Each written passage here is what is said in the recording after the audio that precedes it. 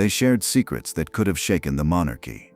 They laughed until tears ran down their faces at parties the public never knew about. And when the world became too heavy to bear, they found comfort in each other's company.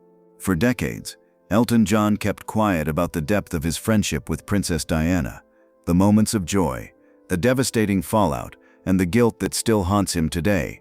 But in his 2019 autobiography and recent interviews, the music legend finally opened up about what really happened between them. The bond that started with a spontaneous dance at a royal party, the bitter fight that left them silent for nearly a year, and the tragic reunion that came just weeks before her death. This is the story Elton John carried in his heart for over 20 years, and the confession that changes everything we thought we knew about their friendship. The night they met, summer 1981. Britain was caught up in wedding fever as Prince Charles prepared to marry Diana Spencer, a shy nursery school teacher who would soon become the most photographed woman in the world. But before the fairy tale began, before the wedding dress and the glass coach, there was a party at Windsor Castle that would change two lives forever. Elton John wasn't a stranger to the royals by then. The Queen Mother had been a fan of his music for years, requesting his songs at private gatherings. Princess Margaret, the rebellious younger sister of Queen Elizabeth, regularly invited him to intimate dinners at Kensington Palace. He'd performed for aristocrats, shared jokes with Prince Philip, who once teased him mercilessly about his bright yellow Aston Martin. But despite the glamour and the invitations, Elton never quite felt like he belonged in those circles. Prince Andrew's 21st birthday party changed that. The ballroom at Windsor Castle glittered with chandeliers and jewels. Elton sat at the piano, dressed conservatively by his standards, playing background music as lords and ladies mingled. In his autobiography Me, he later wrote about feeling nervous that night, out of place despite his fame. Then Diana Spencer walked in. She wasn't yet a princess, just a young woman weeks away from the most watched wedding in history. Elton noticed her immediately. She had something he'd never seen in that world before, a natural warmth that cut through all the formal coldness. When their eyes met across the room, she smiled at him, and within minutes they were talking like old friends. What happened next became one of Elton's favorite memories. They started dancing the Charleston together right there in the middle of Windsor Castle's formal ballroom. The moment was so spontaneous, so absurd, that even Queen Elizabeth looked over and smiled.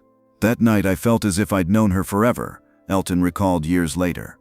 For Diana, just weeks away from marrying into a family that represented duty, structure, and silence, Elton's humor was a lifeline. For Elton, constantly scrutinized for and his flamboyant lifestyle, Diana was refreshingly real. She didn't care about image or protocol. She was funny, indiscreet, and surprisingly down-to-earth. They were both outsiders in their own ways. He was the pop star who would never quite fit into the aristocracy. She was the girl about to lose her freedom to an institution that would watch her every move. In that ballroom, they recognized something in each other, a loneliness that fame and titles couldn't fix. Neither of them knew that this friendship would become one of the most enduring bonds of the 20th century, or that it would end in heartbreak neither could have imagined. A friendship tested by fame. Throughout the 1980s and into the early 1990s, Elton and Diana's friendship deepened in ways the public never fully understood. The cameras captured them at charity galas, at royal events, always smiling, always glamorous. But what those photographs didn't show was the private reality, two people struggling under the weight of fame, finding solace in each other's company. Diana's marriage to Charles deteriorated quickly. By the mid-1980s, rumors of affairs and distance filled the tabloids. Inside Kensington Palace, Diana was suffocating. The royal family's rigid formality, the constant scrutiny, the loneliness of a marriage that existed only for appearances, it was crushing her. She developed bulimia, suffered through sleepless nights, and felt desperately unloved. Elton understood that pain intimately. Behind his outrageous costumes and sold-out concerts, he was battling his own demons. Addiction, self-doubt, the exhausting burden of being constantly judged. When they were together, they didn't need to explain these things. They just knew. Their friendship blossomed around shared causes, particularly AIDS awareness. In the late 1980s, when the stigma around AIDS was at its peak, Diana did something that changed public perception forever. She visited AIDS patients in hospitals, shook their hands, embraced them, all without gloves. At a time when many people still believed you could catch the disease through casual contact, her actions were revolutionary. Elton watched her fearlessness and realized just how extraordinary she was. She didn't care about protecting her image. She cared about people. There were lighter moments too. Diana had a wicked sense of humor that matched Elton's perfectly. She'd tease him about his flamboyant wardrobe, and he'd make her laugh until tears streamed down her face at stuffy aristocratic parties. At one private dinner party in London, both Richard Gere and Sylvester Stallone were guests. According to Elton, both Hollywood stars became infatuated with Diana that evening, and the situation nearly escalated into a physical fight over her attention. She could bring Hollywood superstars to the verge of a punch-up, Elton later wrote. They were utterly bewitched. But beneath the laughter, the pressure kept building. Diana's world became increasingly difficult to navigate, filled with palace politics and people with competing agendas. Elton worried about her constantly. He knew how fragile trust could be in that environment, how quickly friends could become enemies. By the early 1990s, they were like siblings, joking, arguing, relying on each other completely. But as their bond deepened, so did the forces pulling them apart. Fame, pride, and exhaustion were slowly chipping away at even their closest friendship. Something was coming that would test them like never before: the rift. After weathering so many storms together, after supporting each other through addiction, divorce rumors, and public scandals, Elton John and Princess Diana's friendship shattered over something that seemed, on the surface, almost trivial. Elton had been working on a coffee table book of rock photography, a glamorous collection featuring musicians, performers, and artists. All proceeds would go to his AIDS Foundation, a cause both he and Diana championed passionately. When he asked Diana to write the foreword, she agreed immediately. It wasn't just a favor between friends, it was a statement. Diana had long been an advocate for AIDS awareness, breaking down barriers and humanizing a disease that many still feared and misunderstood. Then, without warning, she withdrew. A letter arrived from Diana's office, polite but distant. She could no longer participate. The reason, as Elton later learned, was palace disapproval. Advisors at Buckingham Palace had objected to her involvement in a book that included photographs of They didn't want a member of the royal family associated with that kind of imagery. For Elton, it felt like a betrayal, not from a princess, but from a friend he thought he could count on. "I wasn't too happy, and I let her know that," he admitted years later on Larry King Live. He sent Diana a message expressing his disappointment. Her response was what Elton described as a curt letter. It was sharp, cold, and final. After that, silence. For months, they didn't speak. Elton later said the hurt wasn't about her decision, it was about the distance that followed. But Diana was under enormous pressure at that time. Her divorce from Charles had just been finalized in August 1996. She'd lost her title of Her Royal Highness. The press hounded her relentlessly, and the palace offered no support. Surrounded by people with conflicting agendas, she began questioning who she could really trust. Elton believed palace advisors had influenced her withdrawal, but he also wondered privately if Diana had simply grown tired of being connected to other people's causes. Whatever the reason, the damage was done. Two people who once shared everything, laughter, grief, even secrets about the monarchy, were suddenly strangers. It was awful, Elton said later. We'd always been honest with each other, but pride got in the way. He admitted he could have called her, but he didn't. We were both too proud, he confessed. For almost a year, the silence between them grew heavier. Neither knew that time was running out, and that fate would bring them together again under the shadow of tragedy. The reconciliation after Versace. July 15, Gianni Versace, the Italian fashion designer beloved by celebrities and royalty alike, was shot and killed outside his Miami Beach mansion. The news sent shockwaves through the entertainment and fashion worlds. For both Elton and Diana, who had been close friends with Versace for years, the loss was devastating. Diana had modeled one of Versace's gowns for Harper's Bazaar back in 1990. She adored him, not just as a designer but as a friend and confidant. After learning of his murder, Diana reportedly asked her bodyguard a chilling question: "Do you think they'll do that to me?" It was a dark premonition that would come true just 6 weeks later. Versace's funeral was held in Milan. The cathedral was filled with mourners, celebrities, fashion icons, all there to say goodbye. Diana spotted Elton sitting alone, lost in grief. They hadn't spoken in months, not since their bitter falling out over the charity book. But in that moment, surrounded by the reality of sudden death, their argument seemed small and pointless. Diana walked over and reached for Elton's hand. "I'm so sorry," she whispered. "It was silly, our falling out. Let's be friends again." Elton later revealed that the moment touched him deeply, but what he remembered most was what happened next.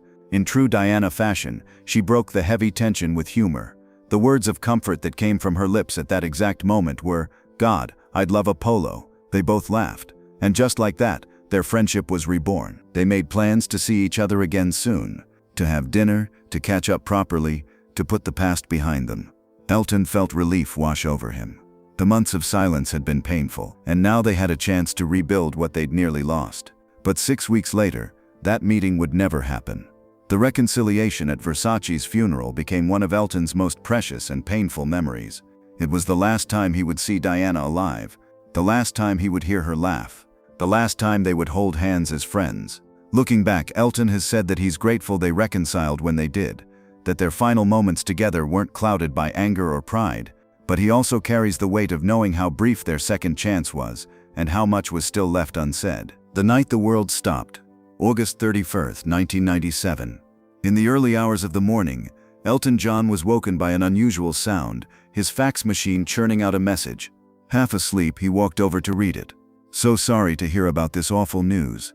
Confused, Elton turned on the television. What he saw made the world fall silent. She was being chased by paparazzi through the Pont de l'Alma tunnel when the Mercedes she was riding in crashed. She was only 36 years old. "It felt unreal," Elton said later. "Just weeks earlier, we'd been laughing together at Janny's funeral, and now she was gone." The shock was overwhelming, not just for Elton, but for millions around the world. Diana, the people's princess, the woman who had brought warmth and humanity to the royal family, was dead. In the days that followed, as Britain mourned, the Spencer family reached out to Elton. They asked him to perform at Diana's funeral. It was an honor and a burden that Elton accepted with a heavy heart. He worked with his longtime collaborator Bernie Taupin to rework the lyrics of "Candle in the Wind," a song Elton had originally written in 1973 about Marilyn Monroe. The new version began with the words, "Goodbye England's Rose, may you ever grow in our hearts." September 6, 1997, Westminster Abbey. Elton sat at the piano before an audience of 2,000 inside the cathedral and an estimated 2.5 billion people watching around the world. His hands trembled as he began to play. The song wasn't a performance. It was a farewell. There was a sense that for 4 minutes the world was watching me, Elton later said. But it wasn't about me. It was about her. The single version of "Candle in the Wind" 1997 became the best-selling single in history, with over 33 million copies sold worldwide. Yet Elton has said he never felt proud of it. "Why would anyone want to listen to it?" he confessed in interviews. "It felt morbid. It wasn't something I could ever celebrate." For Elton, the song wasn't a hit. It was a wound that never healed. Every note reminded him of the friend he'd lost, the months they'd wasted in silence, and the future conversations they would never have. The music that had brought him fame and fortune had now become the soundtrack to his deepest grief, the legacy and lingering regret. Years have passed since that September morning in Westminster Abbey, but Elton John has never forgotten the promise he made to Diana. Not spoken aloud, but understood between friends who shared something deeper than words. Elton has remained close to Diana's sons, William and Harry, often hosting them privately at his home. When Prince Harry faced intense media harassment decades later, particularly regarding his relationship with Meghan Markle, Elton spoke out publicly and forcefully. "I feel a deep sense of duty to protect Harry and his family from the same press intrusion that contributed to Diana's death," he said. But despite the closeness he maintains with Diana's children, Elton has admitted that his estrangement from Diana in the 1990s haunts him to this day. In interviews and in his autobiography, he's returned to those months of silence repeatedly, examining them, regretting them. "If I could go back," he said, "I would have picked up the phone. I would have said sorry. Life's too short for pride." He's also revealed his belief that Diana's decision to withdraw from his charity book project was likely influenced by palace pressure, a reminder of the invisible forces that shaped her life and ultimately contributed to her isolation. The royal institution that should have protected her instead controlled and confined her. Through Elton, the world saw a version of Diana that wasn't polished or rehearsed. She wasn't just a princess in his stories. She was a woman who joked, cried, gossiped, and swore like anyone else. She was real. And through her, Elton rediscovered compassion and purpose. Diana's influence on his AIDS advocacy work and humanitarian efforts cannot be overstated. She showed him that kindness could be radical, that breaking protocol for the right reasons was worth the consequences. Even today, when Elton sits at the piano and the crowd quiets down, there's a brief pause before he plays. And somewhere in that silence, he said, he still hears her laughter. He hears the Charleston they danced together at Windsor Castle. He hears her saying, "God, I'd love Apollo," through tears at a funeral. "She proved that kindness and honesty could exist in a world built on image," Elton once said. That's what made her unforgettable.